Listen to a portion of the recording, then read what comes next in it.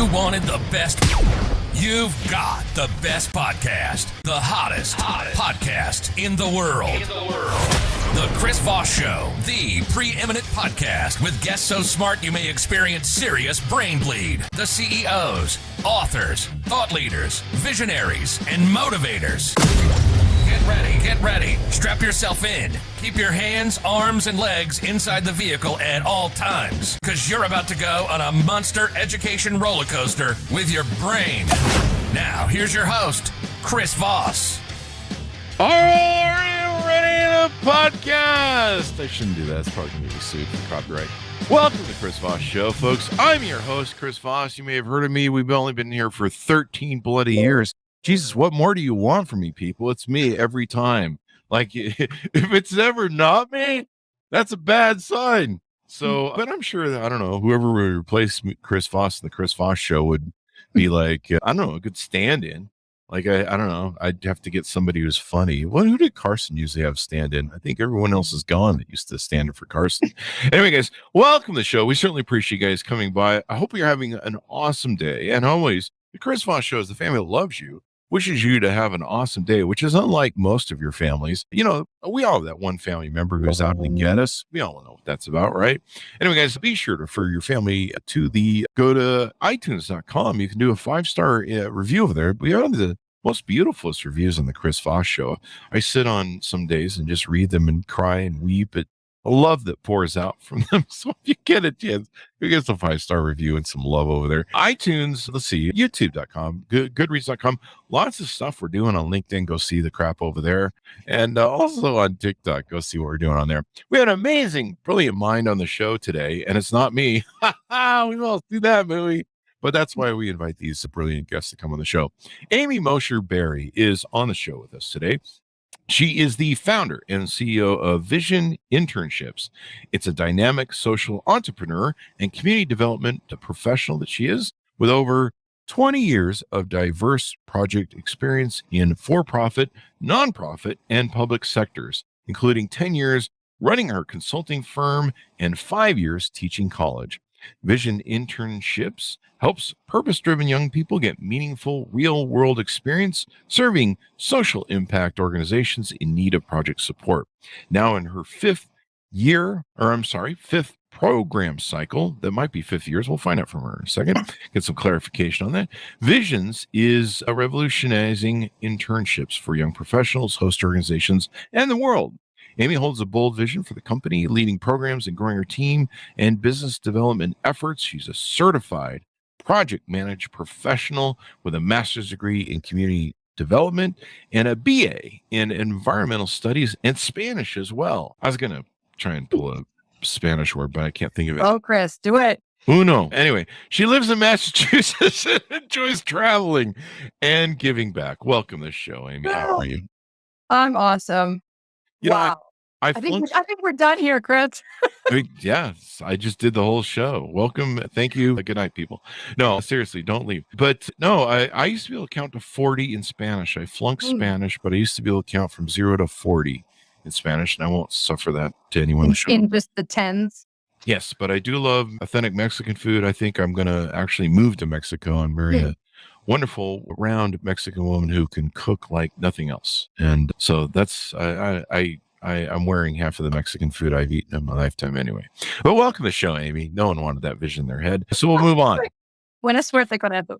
Good luck with that. Hello, Chris. You swear at me and I translated it immediately so that there was no injustice in this. Oh, okay. Well, that's usually what happens when I go to the Mexican restaurant. They're like, "Oh, gringo, what a stupido." Anyway, elote, which is usually what I order. I love elote. I live on that. But welcome to the show. Give us your .com so people can find you on the internet. Oh, you're too much. Fantastic. Well, hello, everyone. Thank you for being here, tuning in, hanging out with us. So the website, Visions with an S, visionsinternships.com. And we're also pretty active on Instagram, Facebook, and LinkedIn. There you go. And just to clarify, because I kind of made up some stuff in your bio. Now in their 5th year, I said, it's a 5th program cycle. Am I off there on the year? Yes, we're leaving our listeners on the edge of their seat because I'm sure they care, right? How long my program cycle is. But well, sometimes they Sometimes I live a little bit in people's bios and end up adding stuff to them and then mischaracterizing. So It's all good. we don't want to do that on the show. We do even mischaracterization that I'm a nice guy. And people No like, worries. So it just "There you quickly on, in case people are wondering, the program cycle, it is a 12-week structured career and leadership training for the 20-somethings that are looking for that meaningful real world experience. And we get them connected with social impact organizations that need project support. So it's about a 3-month stretch. And we run our program, which is called VIP, Visions and Internships Program, where everybody feels like a VIP, Chris. And we run that 3 times a year, spring, summer, and fall. And that does overlap with the typical college semester, although you do not need to be in college or even hold a college degree to be in my program. Oh, really? Maybe I should refer my nephew. He's not going to college. He needs as much help as he can get. But so you don't have to be in college to do it. So what motivated you to create this company? And how long ago did you create it? So we started running programs December of 2020. So right at the fun height of COVID, all things still very uncertain at that point. So that's when we launched, and we've been running these 12-week programs since. I've been doing a lot of similar work many years leading up to this. And I'll say more recently, when I was serving as a college professor, I was working at a larger public university here in Massachusetts for 5 years. And during that same time, a smaller private college in Massachusetts. And this was before COVID, Chris. And I had the pleasure of teaching over 650 young people in 5 years before COVID. And even still, they were just really stressed out, pretty anxious about what they were doing with their lives. They weren't really sure what they were doing with their degree. They were kind of freaking out seeing graduation on the horizon and realizing they hadn't yet gotten the real world experience. They didn't really know many people in the field. They hadn't done even like a job shadow or informational interviewing. And so a lot of these elements I brought into the classroom, but there came a point where I was like, you know what? As a social entrepreneur, I got to solve this bigger problem. So I did piece out of both of my jobs at the time. And I went, full steam ahead with my internship services company. It was spring of 2019. So you realize this is still before COVID. But in terms of what had me make that bold move, I would say is that the young people were, so talented and motivated, really wanted to make a difference, do something great with their lives. But they just kept thinking they would get the experience, but especially if it wasn't required, which many programs do not require it because, of course, they would need to staff that and be, really, accountable to that. And, not everybody can go to Northeastern where they have that co-op model. And I'm like, gosh, does anybody have to go to Northeastern? That happens to be here in Massachusetts. If viewers are like, where the heck is that? But they have a really great co-op model. And, I'm like, why not extrapolate what works and make that accessible to more young people? And of course, when COVID hit, so many young people were even in a worse position because they really hadn't yet gotten the real world experience, and their career trajectories it was really like upended, as you well know. You don't need me to go into how COVID has impacted young people, but it really is important to reflect on, which is a big reason. No, I don't require young people to hold a college degree or actually be in college. I would say that about 80% of the people that have come through either do hold a college degree or are in college, but we do have a healthy number of young people that are trying to figure it out. And they may even be in their mid and even late 20s. So, Chris, we realize this is really unusual for most internship programs, so to speak, is that we're actually serving young people up to the age of 29. And they are in all different ages and stages. And we just want them to know that they're not alone and they're not as off track or behind as they may feel. Yeah. There you go. Do you ever take anybody in their 50s who's interning? Like, you ever do that? Asking for a friend? Asking for a friend. Tell the friend, feel free to DM me. Always good, LinkedIn or other means. So I like to say anything is possible in communication, Chris. It's when we go out of communication that we suffer. However you do, as you know, if anybody is out there listening, if you're in business, it becomes very, I'll say, healthier for the entrepreneur to focus on a target audience. So yes, we can have conversations, but in terms of those who would participate in VIP specifically, those would be young people in their 20s. And they're not just any young people, they are purpose-driven and, a little self-motivation. So I've done a lot of programs in my day where I'm out there, recruiting the people and really trying to get them inspired and engaged. And this is really a program that is for young people that are already coming with some ambition, which is like many young people today. So they're motivated to make a difference, but they're really seeking that meaningful work and mentorship as well. So what is for those who maybe young people who don't know what an internship was? It took me a long time to kind of figure it out because I never really paid much attention. What is an internship, and why is it a better thing to go after internships as opposed to just trying to get a degree and see who hires you out of college? Yeah, no, that's great. So, and just in terms of like formal definitions in the United States, our labor department, so our Department of Labor is probably a good place. There's something called the Fair Labor Standards Act, which defines, I think most recently it was defined in 2018. But one of the big things to define an internship is that it is a real world training. So it's an experience that's seen more so typically as an extension of formal education. So there does need to be a 51% benefit to the young person, or the intern will say, participating in the experience. And that's something that a lot of times employers don't necessarily know that. They're looking to try it before they buy it. It's a performance-based world. They want to sort of see if this is a good fit. Internships are similar but different to an apprenticeship. An apprenticeship is typically when somebody has already done more of that career exploration and they've sort of gotten themselves into a place where they know they want to pursue a certain trade. And so they're working more full time, and those apprenticeships are typically paid. Most internships are unpaid, although that brings up a pretty contentious issue. A lot of young people are, understandably, because they're trying to get the experience, but also need to feed themselves. And in many cases, they're living independently. But as we know, many young people are not living independently, and they may have moved back with the family or the parents. So, an internship is really the opportunity as part of an educational experience to get real world experience and to also, theoretically at least, get mentorship. Now, I'm extrapolating on your question, but I'll just say that one of the big reasons that I launched my company, it's not just because I saw the young people that were struggling to get real world experience. They didn't know where to start, right?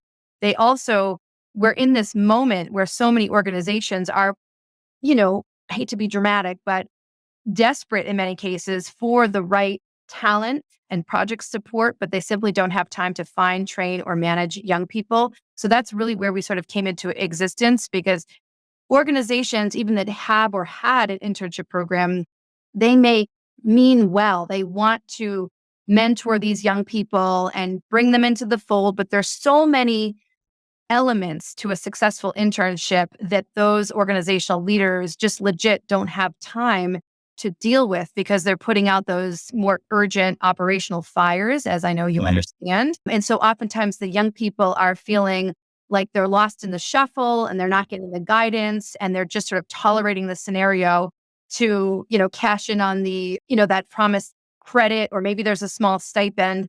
But internships are typically, they're typically not paid, although there is a movement behind paid internships for obvious reasons, because we want to make sure it's, I agree with that premise, but the problem with the conventional internships is that they're really not working for either the young person or the host organization, which is really why Visions internships exist in the first place. There you go. One thing, I give advisement to young people and that I come in contact with, or, friends in our circles, and we have a huge gaming community. And because we review a lot of gaming products on the Chris Voss Show plug. But, I tell them, try on different things. See what works for you. The sad part about America is we don't have a system like the Europeans do, where you get to, you try on different trades and you find what fits you and what works for you. And I think that's one way people can use internships to maybe, whether it's targeting something. Like, I know a lot of young people, especially people that go into news or journalism, they're like, I want to go intern at like CNN or a big newspaper like Washington Post or something like that. They want to target where the arc of where they think they want to go. But also, I would say it's probably a good thing for, like, do I really want to be in communications? Do I really want to be in journalism? Do I want to really maybe go over here and do something else? I think of some of the great people that came in through internships. There's I've got Stephen Colbert here on the side, and I'm thinking of Letterman, and I can't remember the guy who came up with, he had the talk show, but he came up from NBC Page. There's a couple of different people that came up from being NBC Page's internships and went on to have great careers. And, you never know where it's going to go, but also to try on stuff that you like, as an Exactly. entrepreneur, I've started 27 different corporations, Wow.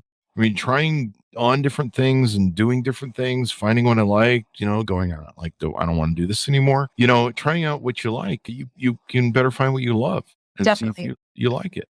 Well, and that gets to your question about what is an internship. And an ideal internship is that it provides that career exploration, right? And you're getting mentorship and ideally feedback from people that are in the field, and you're able to be exposed to what they do. What's a day in the life?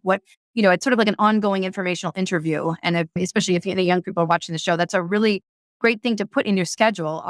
Let's do 3 to 5 informational interviews this month. That's a cool way to network. And it doesn't put anybody on the spot. Like, some people, especially young people, are like, oh gosh, networking, it can feel daunting, right? And I always say the secret to success is truly FU. We'll follow up, right? So you see where I was going with that. But, the idea that to put these types of sort of work readiness practices into their schedule. And I sort of joke that an internship, if done right and designed and supported well, it's almost like an ongoing informational interview where you can just continue to build your professional network, build your confidence, your clarity in what you're doing. And yet people actually, and this is why I coach my young people, like, do you guys know that it's actually, even though people may have busy schedules, it's actually a compliment, not a burden, to reach out and ask a little bit about what they enjoy about their work, and it kind of spices up the workday for the average person that's been doing what they've been doing for a while to give back. And if they can't get back to or do a Zoom or a coffee meetup, if people still do that today, they'll plug it in when they can, especially if you're going through a warm contact, right? And so we do a lot of this sort of, real world, not just supporting the young people and getting projects done for clients, which is ultimately, that's a quantifiable metric that's important, right? That's really why we're in business, but we're also very much in business to be able to provide that often missing career and leadership training and that support. So our young people are learning money matters and financial literacy and personal branding and how to represent themselves and how to engage in career exploration and networking as they're getting projects done for clients. There you go. There you go. And I was just pulling up here Bob Iger. I remember reading his memoir recently, and I believe he started out as a intern. And if I recall rightly, I don't know if he was still at the intern stage or the lower level employment stage, but he was thinking about leaving and just abandoning, his interest in the thing. I think he was turned off by a bad boss or something. And, someone pulled him aside, a mentor, and said, hey, we want you to stick around and, see where this goes. And that created a career path to being That's amazing. The CEO of Disney and probably one of the best CEOs they ever had and a great leader. And so you just never know. And like you say, the networking thing is really important because you will meet people, especially if you work hard, you'll meet people that will help you in your career. And if they see, I was helped by leaders in my time. There was when I worked with a company with Cincinnati Bell, eventually bought out as a kid. I was elevated over 4 or 5 levels of management that had been there for years and put in the top 3 position of the facility because the manager saw something in me. And he goes, you have leadership talent and the skill. Pissed off a lot of people, but people, you just never know where that's going to come out. That's right. And clearly you were able to develop that rapport, that trust and human connection where people wanted to be around you. At least the key decision makers wanted more of you, not less of you. I always coach my young people, you might want to pause and just sort of gauge the scenario. Does this person want more of me or less of me, right? And so we practice that self-awareness. We talk a lot about emotional intelligence, and we practice empathetic communication, listening. We have, 2 ears and 1 mouth. So there's just so many things that I think go under the radar for young people. Like they didn't take necessarily a course, if you will, in EQ, emotional quotient or emotional intelligence, right? Like how to really leave people feeling inspired and wanting you around, which, people tend to hire you because they like you or they are like you, right? And to your point earlier, oftentimes, especially people that are in their 20s, that they've got a lot going on. I often refer to the 20s as like our turbulent 20s. I mean, I wouldn't exchange mine for the world, but it was turbulent. It wasn't easy. And we tend to be kind of easily influenced, of course, by the people around us. And statistically, people of all ages do leave bosses or supervisors that they're incompatible with, we'll just say, to say it kindly, before they leave a so-called bad job. They're going to leave that bad boss before a bad job, no matter what age, especially our 20-somethings that don't necessarily have the longevity of experience to draw from and keep perspective. Yeah. And, that was the other thing I found when I worked for other people. I found, who I worked with well, and I started to identify very early on different leadership styles. Great. One I hated was the high school popularity leadership style. And it was, no one cared about how much work you did. It was about kissing the boss's butt and constantly adoring them or whatever, heaping praise on them. Yeah. And I found that I did not like that. And I did not want to work for anybody who's like that. What are some top challenges that young people are facing today in their 20s? We talked in the green room a little bit about this phenomenon. I'm not sure I think it's always been there, but it kind of trended on TikTok. And so a lot of, I'm sure people in their 20s saw it, the quiet quitting sort of trend. Let's talk a little bit about that and some challenges that young people have. Yeah, I know that's come up a lot of all age brackets, really, and I'll comment on it in reference to something that we tackle called the purpose gap, especially for young people, which I think has been talked about a little bit less, but it's not my term. So I do need to give credit where credit was due. People Google, there's a 2019 study that was done pre-COVID, and it was Bates College and Gallup research, and they determined that more than 4 out of every 5, so more than 80% of today's U.S. college graduates are seeking so-called purposeful work, where they're looking to give back to the greater good. They're looking to make a difference beyond just their own survival, their own paycheck. So they certainly want that level of paycheck, but they also are looking for purpose alongside of that paycheck. And so I mentioned this, especially in reference to the quiet quitting phenomenon for this age bracket. Because I do believe that a lot of young people are honestly misunderstood, Chris. And I do believe that I pretty effectively, me and my growing team, we go to bat for the young people, because I do think they are often misunderstood and sometimes undervalued, in some ways understandably, because they're sort of like this gap in the generations in the workplace. But young people, from what I can see, and especially these are the kind that I tend to draw to my program, they happen to be pretty self-motivated. They look at the world. They're not blind to the social and environmental ills of the day. And they want to make a difference, but they're struggling just to even make sense of their own lives. COVID certainly knocked them off track.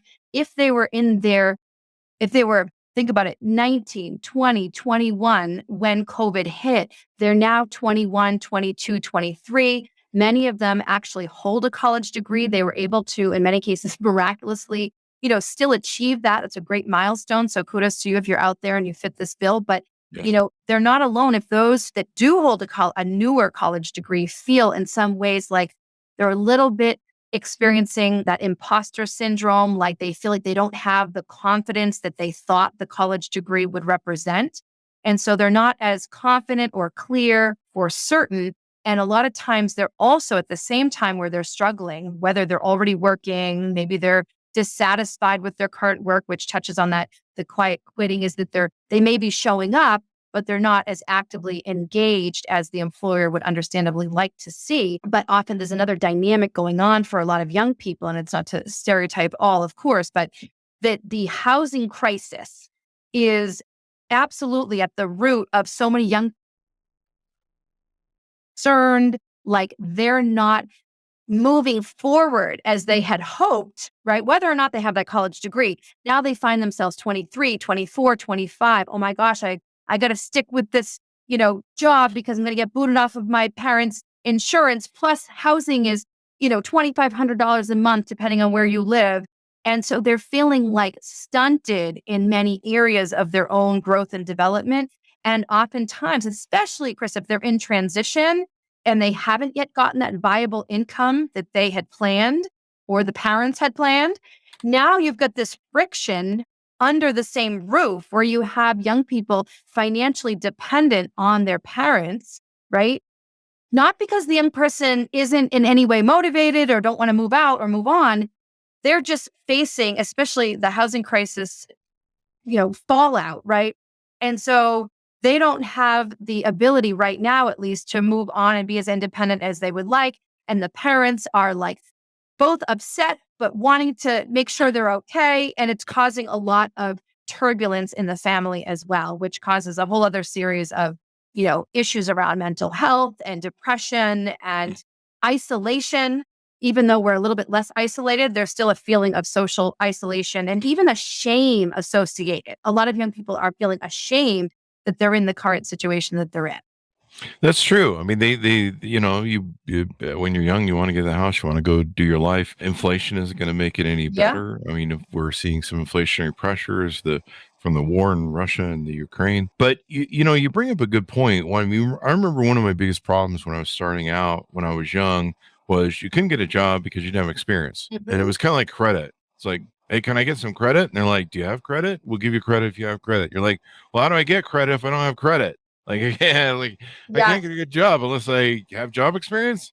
It's a vicious circle. We call it the dog chasing the tail. You need the job to get the experience. You need the experience to get the job, right? And then if that circle goes on too long, you start to doubt yourself, right? And then you sometimes, right, depending on people's personalities and their social networks, right, they start to, pull back.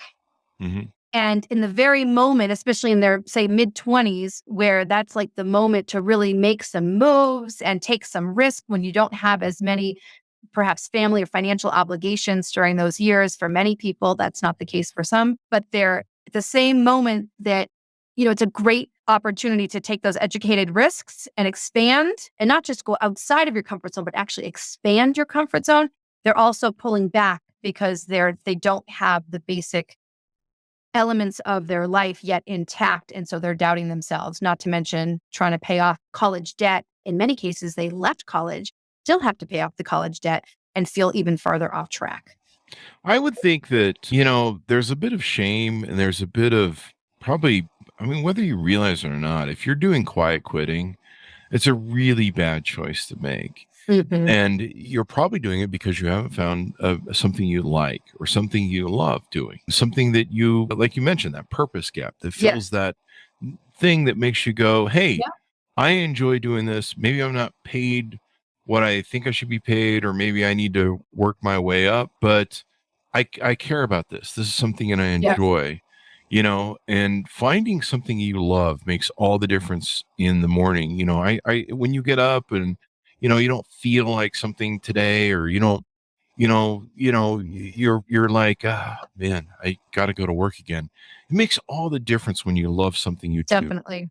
I love going to the podcast every day, and I talk about this. I kind of fried out on our podcast after 10 years of just interviewing CEOs of tech companies and talking about tech and Google and all the Silicon Valley stuff. And I mean, there's a place for that, but I just cared so much about the world and different things that were in it, and all facets of education and authors. And I'm like, I'd really rather talk about some of this, sometimes politics, just things that were really making a difference in the world that I cared about.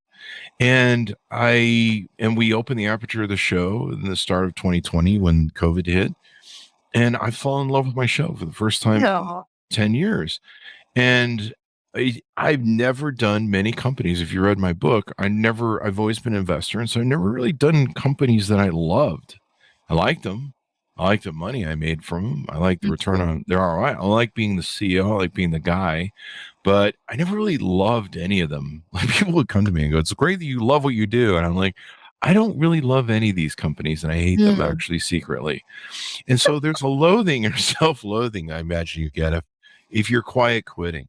And I think internships are a great way to find something you like, test drive some things in life, see what you like.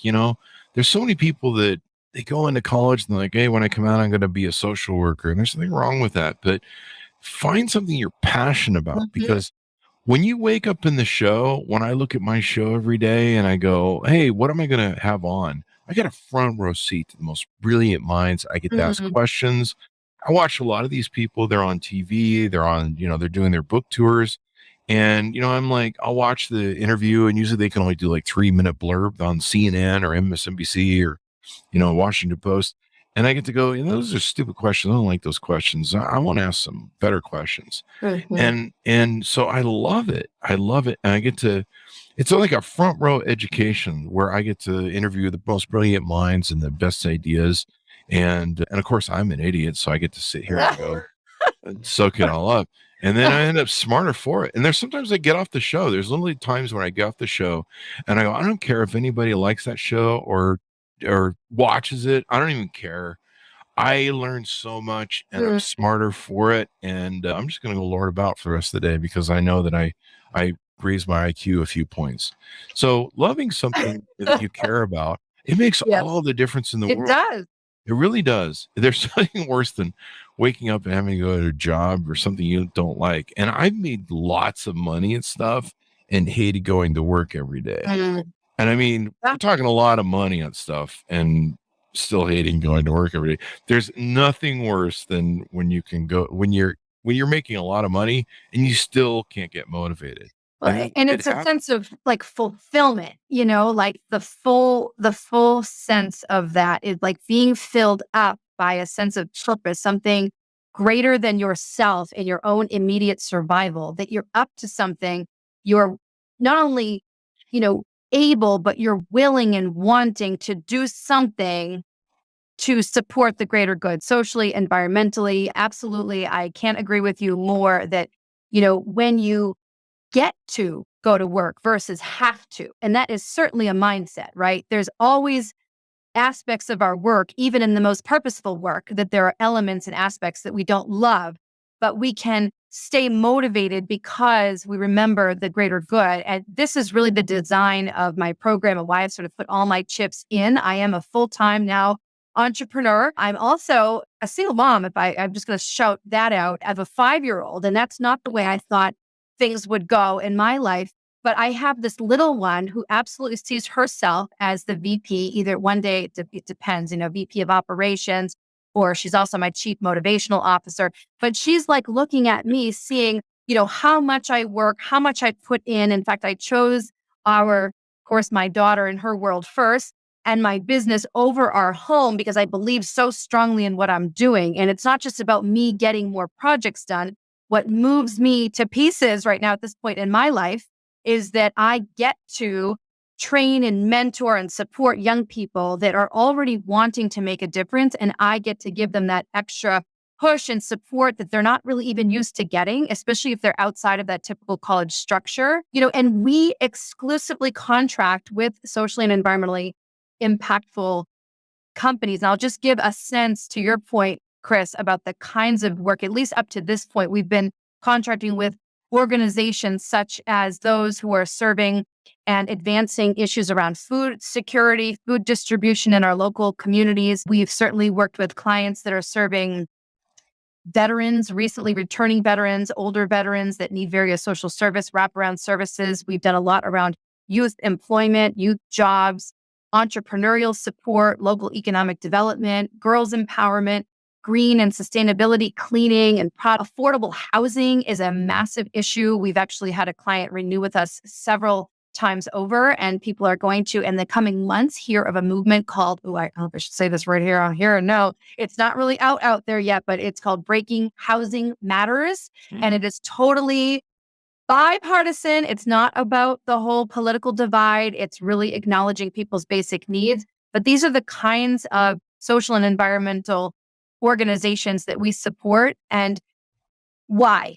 Because young people, when they're learning new skills that can scare them sometimes. So if people are like, well, what the hell kind of work people in? How do they help clients, which is probably, I guess, slightly useful. So let me mention a few sort of areas of types of project categories, if I could, Chris, so that people can get their head around what we might be doing for our clients. So qualitative, often community-based research and outreach work, process improvement. We engage in actually consulting and implementation of new solutions, stakeholder outreach based on what our clients need, social media support, web content enhancement, event and program assistance, fundraising support, and also corporate social responsibility. So you have a lot of organizations, and they may very be for profit, that actually have a social mission stated, and it's often called corporate social responsibility or CSR statement. Some people even get wild and have a CSR coordinator or director for the mid or larger organizations. So we help to breathe life into some of those statements. If you say that you care about, feeding hungry children in your area, but you don't have anybody staffed or accountable for that, we could actually help to breathe life into that kind of social impact program. Does that make sense? That's definitely handy. So let's talk about that. So let's switch gears over to that side of it, because we talked a lot about interning and young people and stuff. So what are some of the challenges that a lot of leaders and companies are facing when it comes to attracting and retaining young talent? We should also probably talk about how do companies that might be listening to this reach out to you that would be interested in your internship programs. Great. Awesome. So all this time, so we're coming up on 2 years, we've been running this one core program I mentioned a few times called VIP Visions Internships Program, and that's for the young professionals as well as the organizations. So for the organizations, basically what that looks like is it's essentially like you'd be partnering up with a micro project consulting firm, if you will. So I'm the key person that's engaging with the prospective client, and we're scoping out project needs.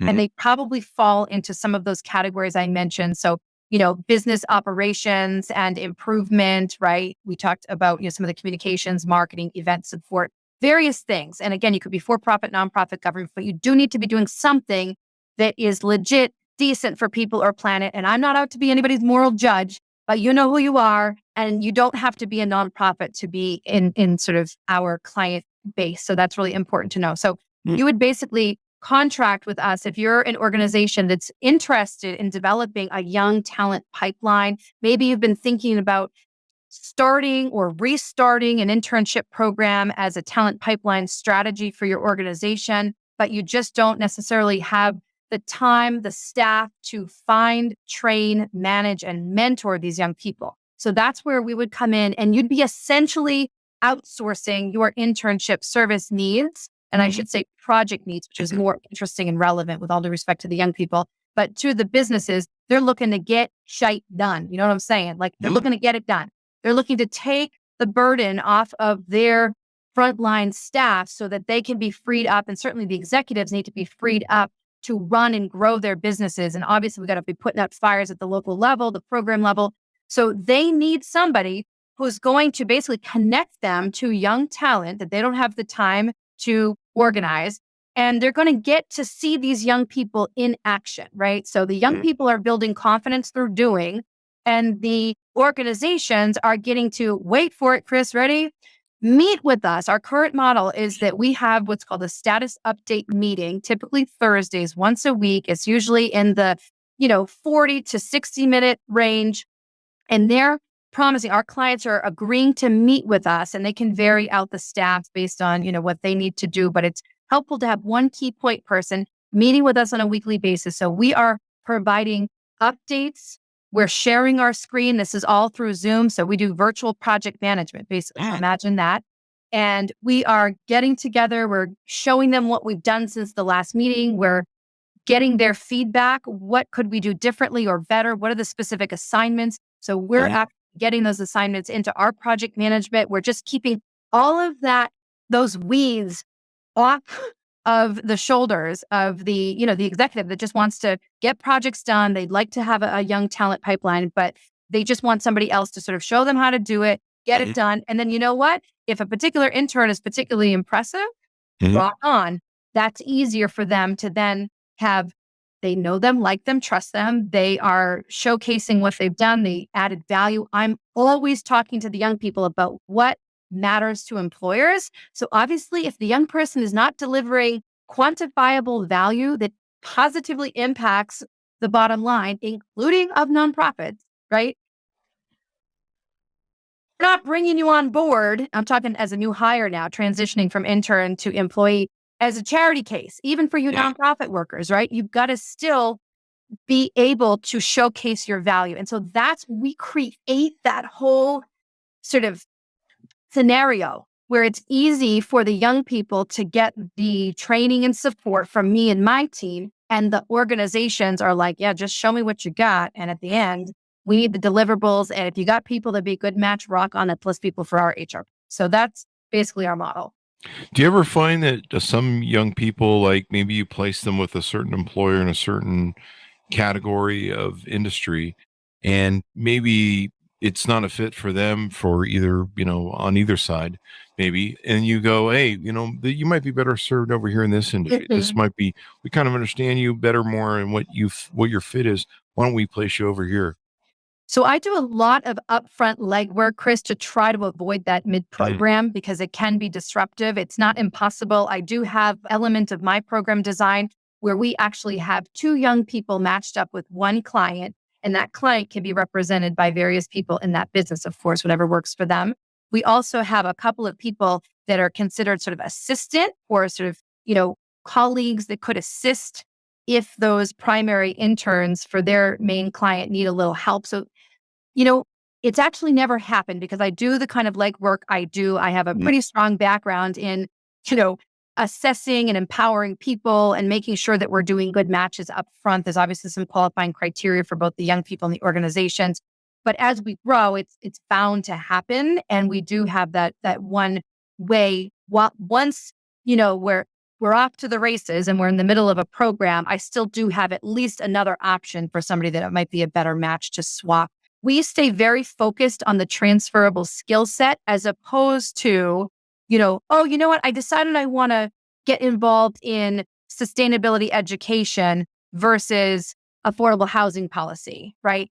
So once we're at that point in the program, I'm more interested in the young person being able to organize themselves, to Yeah. communicate professionally, verbally, in writing. Can they facilitate a client meeting? Can they set up, Zooms and scheduling? Can they deliver on tasks?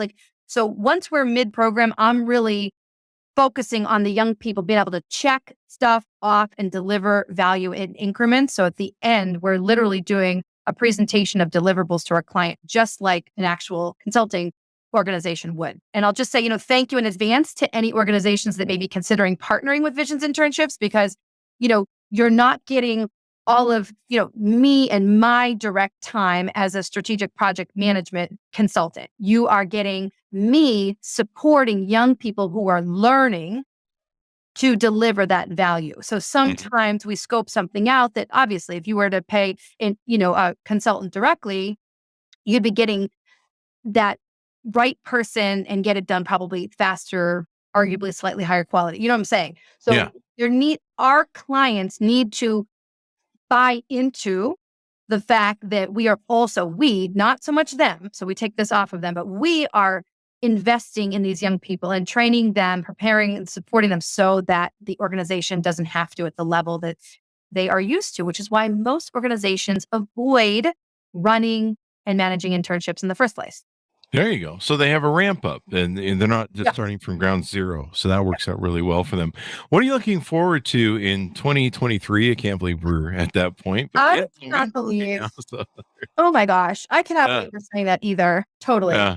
I'm Yeah. still getting used to it. We have authors coming on that are their books are in 2023. Some are still in the can, and I'm just like, oh Oh, my gosh, 2023. Wow. Okay. yeah, it just feels like 2025 is so close to 2023. And I just felt like 2025, just a few years ago, felt like, some other time entirely that maybe, I don't know, would I be here? I guess I'm still here. What am I looking forward to? I mean, I'm really looking forward to scaling what's been working, leaving behind what's not been working. I've definitely been up against a little bit of a bottleneck as an entrepreneur who's been very active in all elements of the operation. So we're really excited to be hiring. We're planning to hire, 2 part-time to start and hopefully 3 or 4 by the end of 2023. So we're really looking to grow our team to be able to adequately support more young people and more client organizations. So me as a founder at this point that I'm still standing, I am probably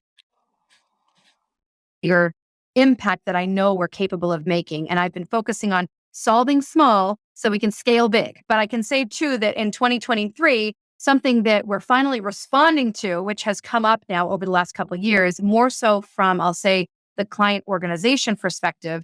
So they really would like to tap our growing talent pool of young professionals who have been trained by us. They've come through our program. They have completed our program in good standing. So we have this growing talent pool that is attractive to employers. And so we aren't only going to be providing, kind of like a casual sort of customized membership model, most likely is what we're looking at, probably like monthly and annual option where companies can partner up with us, especially if they have hiring needs or they have project support needs.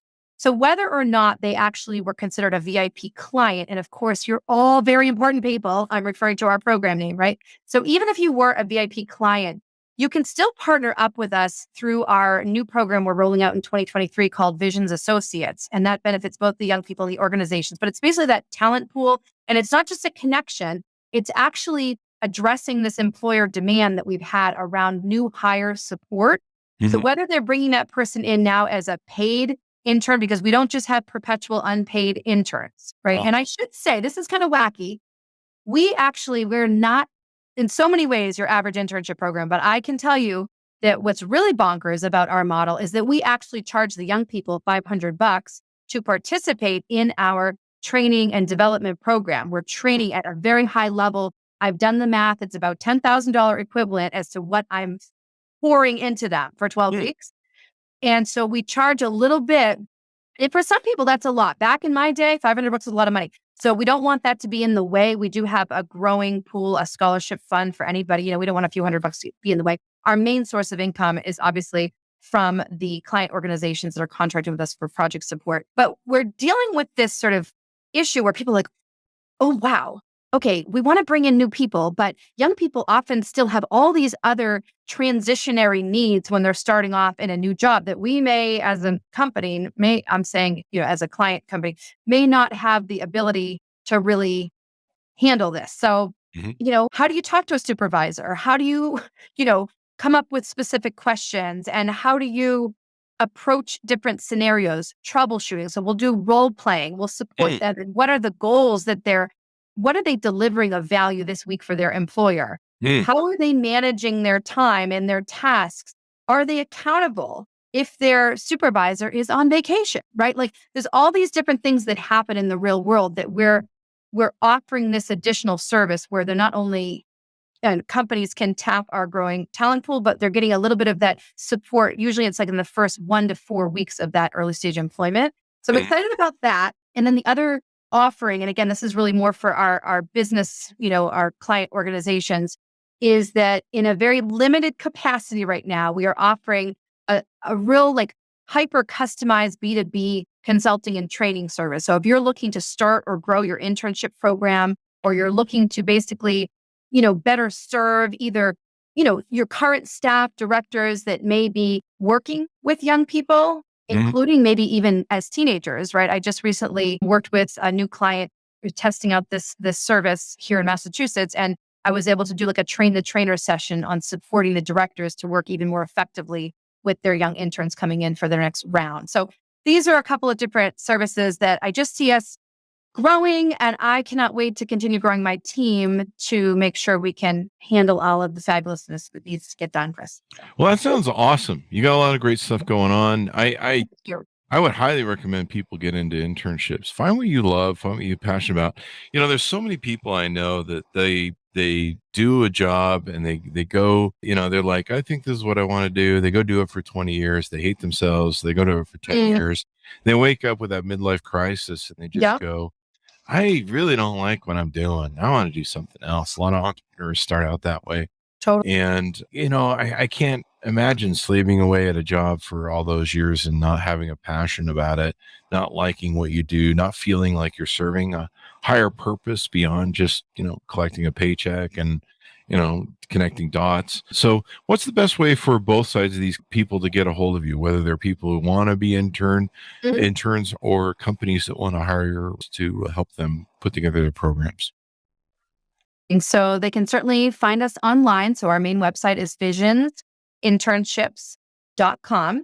And if you are a young person, you can click on the blue button, which is a similar blue, little periwinkle-ish, more so compared to Chris's blue. But you can click on the blue button if you are a young person in your 20s who's looking to, perhaps engage, even just reach out to me, right? If I can be a resource, if I can be helpful, I would love that. The green button on our website is for our organizations that are looking at perhaps engaging as a VIP client or also benefiting from the other services. And then I always love to invite people directly to please connect with me directly, Amy Mosher on LinkedIn. I find that's a really great way to just from one professional human to another to connect. I would love to really learn about who you are, a little bit about your work in the world. And, just if you have particular pain points, right? If you have particular project needs and we can maybe noodle that through, even if it's just through a direct message. Sometimes that's late night for me, but LinkedIn, connect with me, throw me a note in the invitation. That's something I teach my young people is don't just, send the cold invites, but give a little context, say that, you may have seen me on the Chris Voss Show. We'll give Chris a shout out and give me some context as to how I might be able to support you. And, feel free to throw me your links and what you're doing. And if there's any way that I can naturally cross promote that, I'm always happy to do that as well. There you go. There you go. Well, it's been wonderful to have you on the show, Amy. We've learned a lot and given people a lot of great suggestions. Where can people find you on the interwebs, please? Yes, absolutely. So in addition to our website, again, Internships.com, you can definitely check us out on the various platforms. So on Instagram specifically, and I should say that Instagram tends to target more of our younger 20-somethings, but you're welcome to visit us there. There's a few, there's value all around, but it does that particular Instagram targets our young people. But please check us out on Instagram. It's Instagram. So the handle is /visions_internships. And then you can also find us on Facebook. Our business page is just /visions internships, all one word. And likewise on LinkedIn, we're /visions internships. There you go. Gotta love the LinkedIn stuff. There's so much we have going on LinkedIn. That's such a great thing. I gotta tell you, we're over Facebook at this point, although we have 5 or 6 groups over there, pages. But LinkedIn is just so great with what's going on. Twitter's kind of, who knows what's going on with that? Everyone's getting fired today. I feel like I know it's a big day in that arena, but I would agree, just on the LinkedIn, I think we have up to this point sort of underutilized LinkedIn, especially for the space that we're in with Visions Internships. And we are going to be doing a lot more on LinkedIn come 2023. So please connect with me and our company. It's such a great place. Well, thank you very much, Amy, for coming on. We really appreciate it. Absolutely, Chris. Thank you so much for your time and your interest. Thank you. And thanks, Smouters, for tuning in. Be sure to go to goodreads.com, Chris Voss, youtube.com, Chris Voss. See everything we're doing over on the Chris Voss Show on LinkedIn. Thanks for tuning in. Be good to each other. Stay safe. And we'll see you guys next time.